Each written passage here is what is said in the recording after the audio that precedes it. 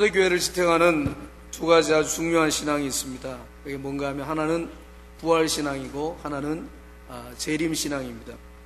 이 부활신앙이 뭔가 하면 나는 죽어도 살겠고 살아서 나를 믿는 자는 영원히 살리다 라고 하는 이 말씀을 믿고 오늘 내가 죽어도 산다 라고 하는 확신을 가지고 살아가는 신앙이 무슨 신앙인가 하면 부활신앙입니다. 재림신앙이 무슨 신앙인가 하면 이 예수는 너희가 하늘로 올라가심을 본 그대로 다시 오리라, 그리고 속히 다시 오시리라 라고 하는 그 말씀을 믿고 오늘 주님이 오시면 언제라도 주 예수여 어서 오시옵소서 그러면서 기쁨으로 맞이할 준비를 가지고 살아가는 신앙이 어떤 신앙인가 하면 재림 신앙입니다.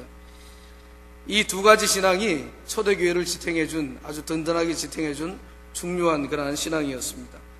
초대교회 성도들은 이 신앙으로 환난을 이겼습니다. 그리고 또 이 신앙으로 핍박도 이기고 이 신앙으로 죽음도 이겼습니다.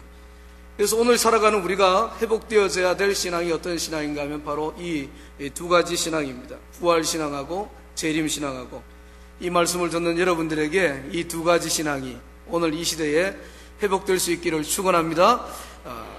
첫 번째로 이 부활신앙은 모든 것을 굴려버리는 놀라운 그러한 힘이 있고 놀라운 능력이 있습니다.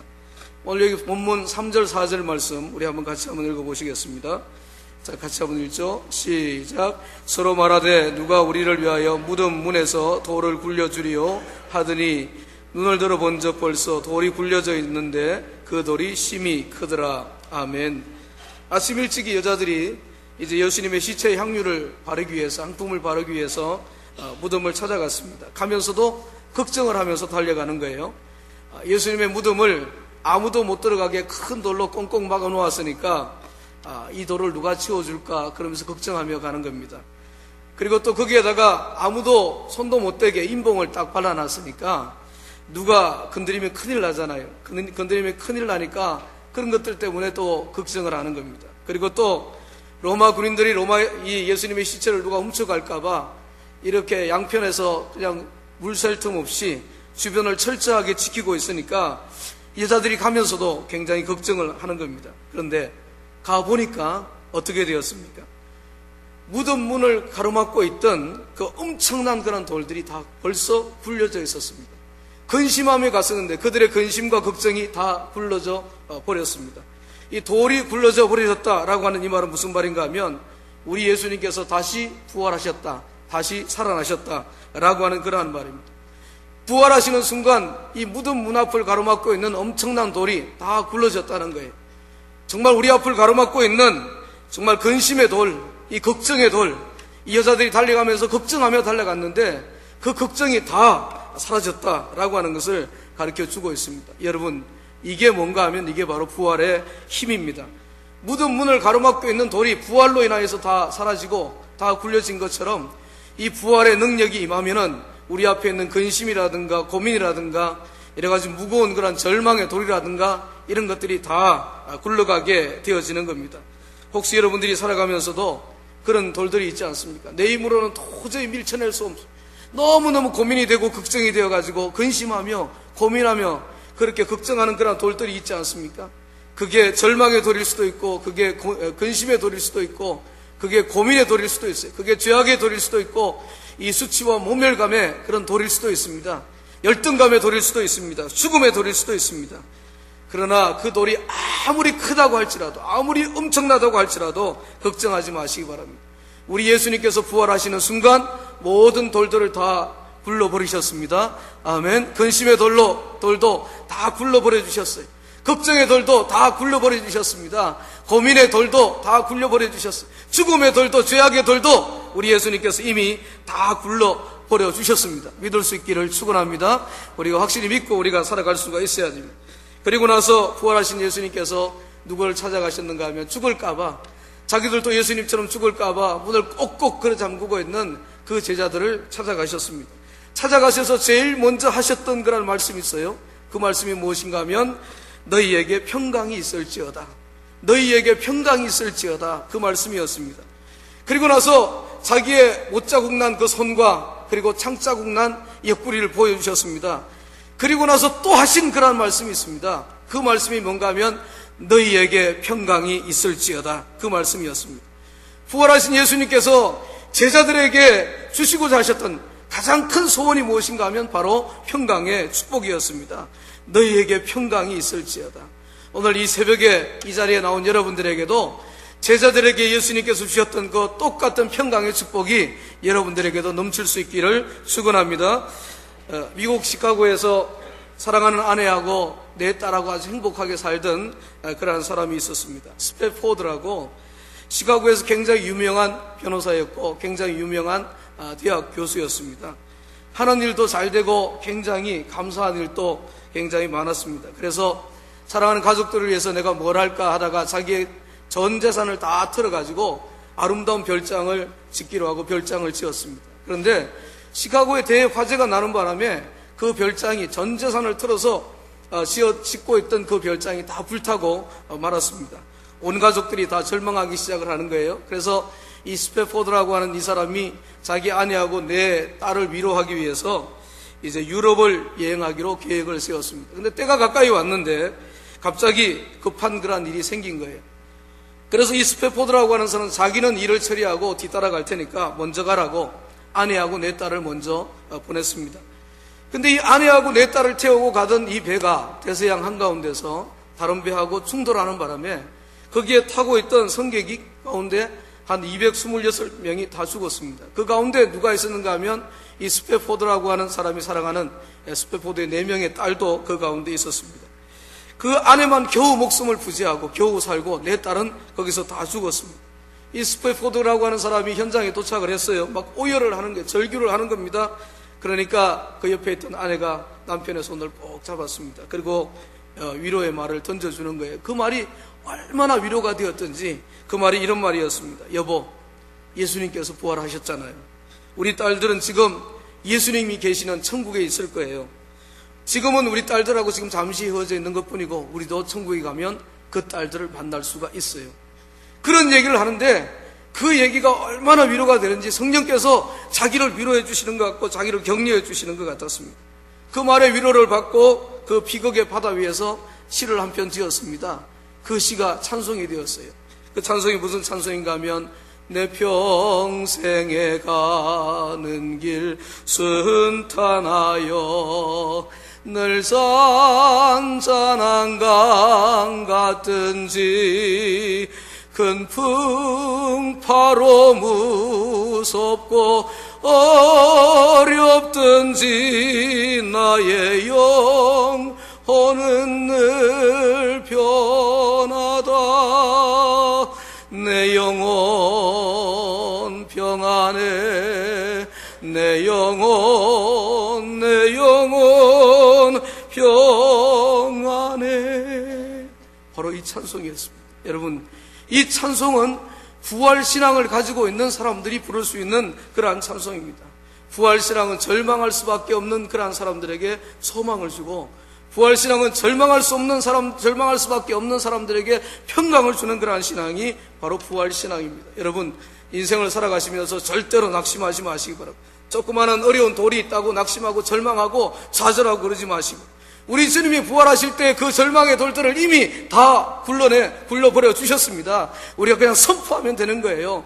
예수님께서 부활하셨을 때 이 절망의 돌은 다 굴러가 버렸다. 이 고난의 돌은 다 굴러가 버렸다. 이 죽음의 돌은 다 굴러가 버렸다. 우리가 그냥 선포하면 되는 겁니다. 선포하면 우리의 마음에 부활하신 예수님께서 주시는 평강이 넘치게 될 줄로 믿습니다. 이 평강이 여러분들에게 충만할 수 있기를 축원합니다. 두 번째로 부활신앙은 모든 허물과 죄를 덮어버리는 아주 놀라운 그러한 능력이 있습니다. 이 여자들이 아침에 일찍 일어나서 예수님의 시체에 향유를 바르기 위해서 달려갔어요. 근데 걱정하면서 가보니까 이미 돌이 다 굴려져 버렸다고 말씀을 드렸잖아요. 놀래가지고 무덤 속에 들어가 봤습니다. 무덤이 다 비어있어요. 그런데 거기에 누가 앉아 있었는가 하면 흰 옷을 입은 천사가 하나 앉아 있었습니다. 그 천사가 여자들을 보고 이야기를 하는 거예요. 놀라지 말라고. 너희들이 찾는 예수님은 여기 계시지 않고 이미 살아나셨다고 그렇게 이야기하는 거예요. 그러면서 뭐라 그러는가 하면 7절을 한번 보시기 바랍니다. 우리 다 같이 한번 7절 말씀 같이 한번 읽어보시겠습니다. 시작. 가서 그의 제자들과 베드로에게 이르기를 예수께서 너희보다 먼저 갈릴리로 가시나니 전에 너희에게 말씀하신 대로 너희가 거기서 배우리라 하라 하는지라. 아멘. 자, 이거 보게 되어지면 이 여자들에게 가서 그의 제자들과 베드로에게 가서 이야기해라, 그렇게 이야기를 하고 있습니다. 왜 예수님께서 제자들과 베드로에게 가서 그렇게 이야기하라고 그렇게 이야기하셨을까? 그냥 다른 제자들은 그냥 제자들 그렇게 이야기해놓고 유독 베드로는 이름을 거론하면서 왜 베드로라고 그렇게 이야기하셨을까? 이 베드로는요, 예수님께서 잡히시기 전에 자기는 절대로 예수님을 떠나지 않고 배반하지 않겠다고 호언장담을 했던 그러한 사람이었습니다. 예수님이 감옥에 가면 자기도 감옥에 가겠다는, 예수님이 죽게 되어지면 자기도 죽겠다는 겁니다. 근데 그런 사람이 막상 예수님께서 붙잡히니까 어떻게 되었습니까? 예수님께서 붙잡히니까 몰래 도망을 가버렸습니다. 그래도 양심은 있었던지 예수님께서 붙잡혀서 끌려가는데 멀찍하니 예수님을 쫓았다고 이야기를 하고 있습니다. 그러다가 계집 중 하나가 너도 저 사람과 한패지, 그 소리에 놀래가지고 예수님을 3번이나 부인하고 예수님을 저주했던 사람이 누구였는가 하면 바로 베드로였습니다. 여러분, 그동안에는 예수님의 사랑을 독차지했던 그런 사람이었습니다. 예수님의 수지자라고 그냥 어깨를 그냥 높이 세우고 다녔던 그런 사람이었습니다. 그런 사람이었는데 정말 예수님께서 그렇게 어려운 그런 일을 당했을 때 도망가는 그런 모습, 비겁한 그런 모습을 보게 되어지면 얼마나 배은망덕한 사람이고 얼마나 허물이 많은 그런 사람인가라고 하는 것을 알 수가 있잖아요. 예수님 앞에 나오게 되어지면 고개도 들 수 없었던 그러한 죄인이었습니다. 그런데 그럼에도 불구하고 예수님께서 유독 그냥 제자들은 그냥 제자들이라고 이야기를 하고 있는데 이 베드로는 이름을 거론하면서 베드로에게 가서 이런 얘기를 전하라 라고 하시는 그 이유는 예수님께서 그런 베드로의 허물과 죄를 덮어주시겠다고 하시는 그러한 이야기입니다. 베드로의 그런 허물을 용서해 주시겠다고 하는 그러한 얘기입니다. 여러분, 부활신앙이라고 하는 것은요, 허물을 덮어주는 신앙이고 용서하는 그러한 신앙입니다. 우리의 실수를 덮어주고 우리의 부족한 부분을 덮어주고 우리의 모든 죄악을 덮어주고 우리의 모든 것들을 덮어주는 신앙, 그 신앙이 무슨 신앙인가 하면 바로 부활신앙이라고 하는 겁니다. 여러분, 혹시 우리 가운데도 살아가면서 덮어주고 용서해 줘야 되는데 아직도 덮어주고 용서해 주지 못해가지고 끙끙거리면서 사시는 그런 분들이 없습니까? 오늘 이 부활신앙을 우리가 회복해야 됩니다.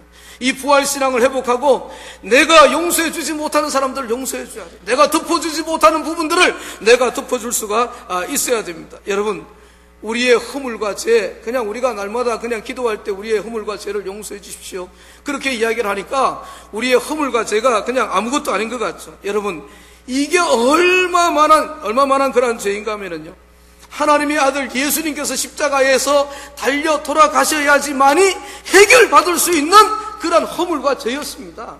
그 죄가 어마어마한 그런 죄였습니다.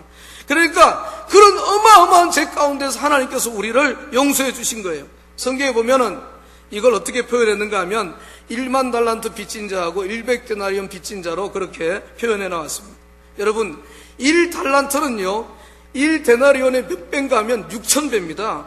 1만 달란트라 그러면은 100데나리온의 몇 배인가 하면 60만 분의 60만 배입니다. 그렇게 어마어마한 그런 차이가 나는, 한 노동자가 20년 동안 먹지도 않고 입지도 않고 쓰지도 않고 그렇게 모아야지, 악착같이 모아야지 이 돈을 벌 수 있는 그런 돈이었습니다.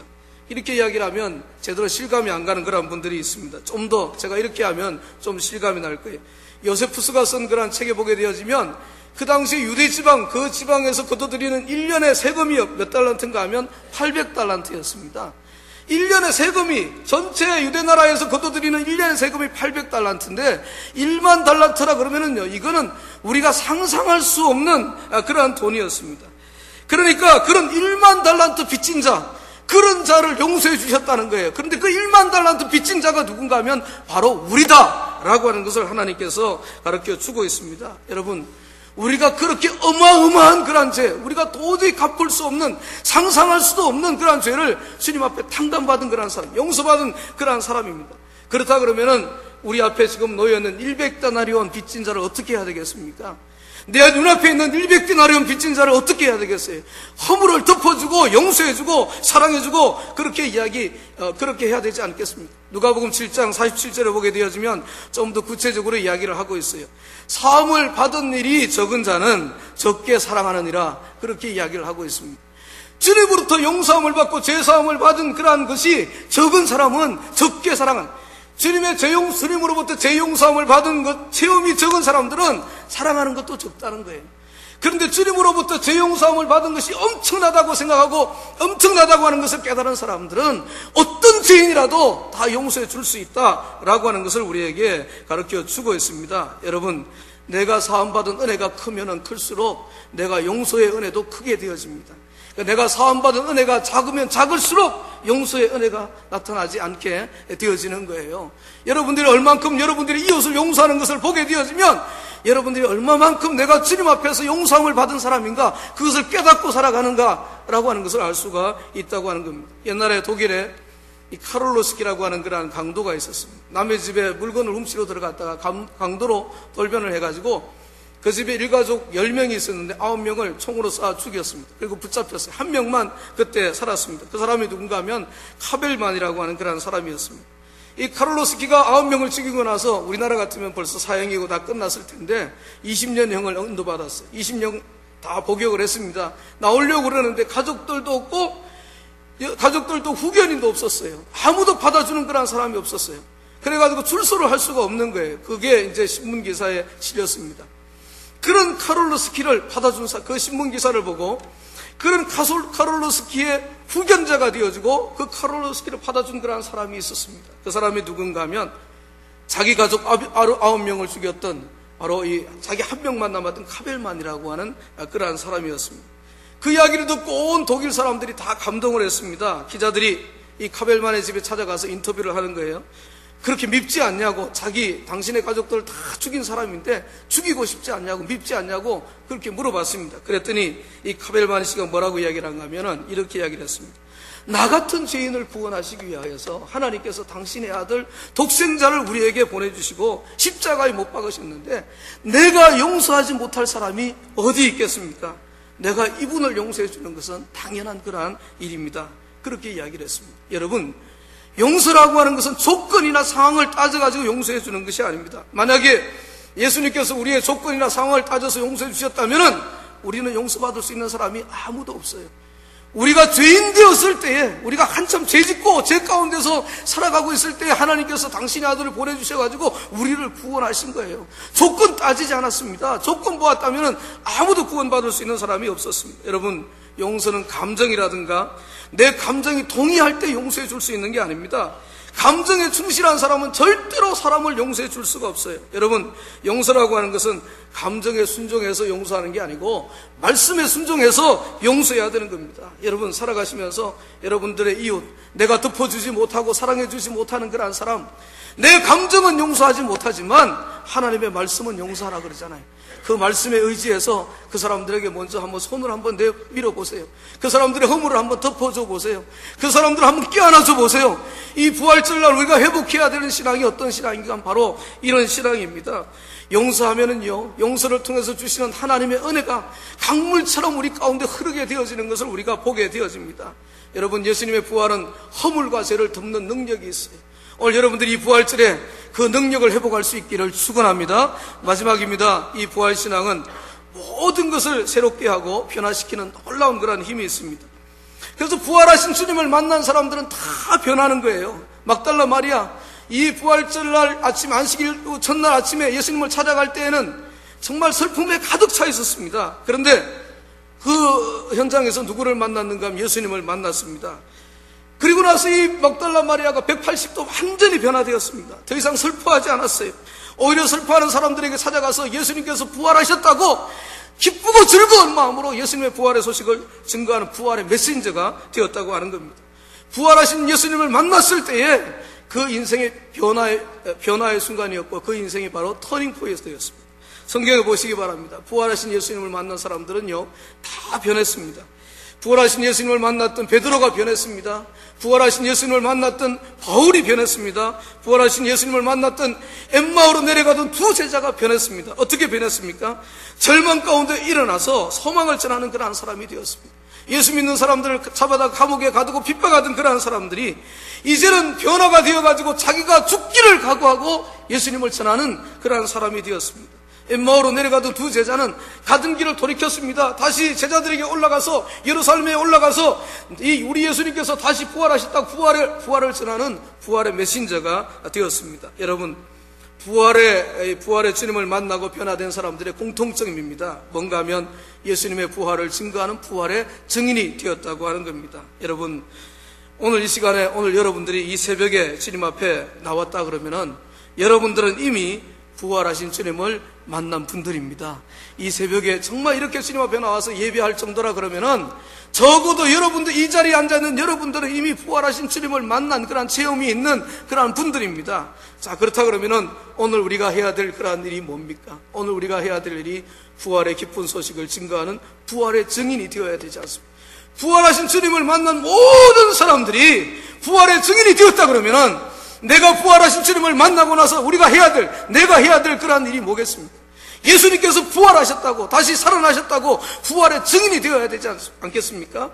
오늘 이 아침에 나온 여러분들이 이런 부활의 증인이 될 수 있기를 축원합니다. 이 여러분들이 부활의 증인이 되면은 여러분의 가정이 달라질 거예요. 여러분의 교회가 달라질 거예요. 이 몬초리 분명히 달라질 줄로 분명히 믿습니다. 부활 신앙을 회복할 수 있기를 축원합니다. 부활 신앙으로 어떻게 하자고요? 부활의 증인이 될 수 있기를 축원합니다. 기도하시겠습니다. 우리 다 같이 한번 통성으로 이 시간에 하나님, 우리가 부활 신앙을 회복하고 부활의 증인이 될 수 있도록 도와주시옵소서. 우리 다 같이 한번 통성으로 이 시간에 기도하시겠습니다.